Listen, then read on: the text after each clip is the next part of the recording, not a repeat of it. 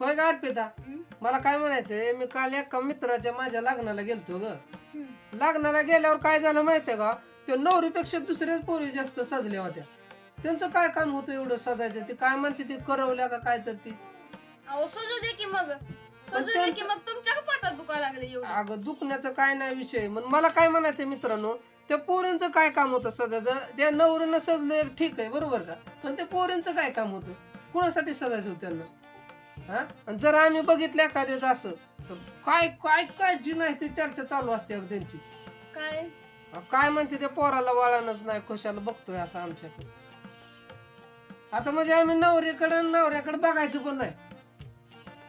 जायचंय कशाला? नवरी नवरी नवरी नवरदेव बघण्यासाठी जायचं असते लग्नात. कसा आहे जोडा, चांगला आहे का नाही. आपण ते नवरीकडे बघतो, ते कुलवऱ्या काय कलवऱ्या म्हणते ते आमच्याकडेच बघतोय. आता काय नेमकं बघावं का नाही बघावं?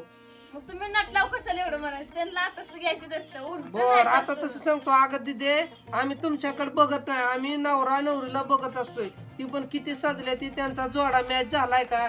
4 माणसं बघे गेलेले असते ते बघायला, सुरुवातीला ठरवायला लग्न. म्हणजे त्यांचं व्यवहार ती ही झालंय का व्यवस्थित, गुण जुळल्यात का नाही, 32-42 काय तर असं गुण असते. 36 गुण असते तर हा 36 एवढा गुण. मोठा संडे झाला तरी 36 गुण का 32 का 42 वर चाललावलं की बरं. एवढा गुण तुमचं तर जुळलं होतं का? अगं जुळलं होतं म्हणून तर आपलं घडून आलं, लग्न झालं, कळालं का?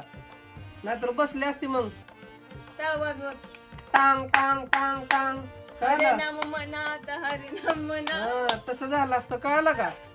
तर बघा मित्रांनो, कलवऱ्यांचं मी थोडक्यात तुम्हाला सांगितले. तुम्हाला जर काय आणखी ज्यादा माहित असला, अनुभव असला तर कमेंट मध्ये मला सांगा, म्हणजे आम्ही काय तर त्याच्यावर आणखी भारी डोकं चाललं आमचं. म्हणजे एखाद्याच्या लग्नात गेलं तर कसं काय, एखाद्या मुलीला विचारलं कसं इम्प्रेशन पडायचं ते सांगा आमच्या पवनच्या पप्पाला.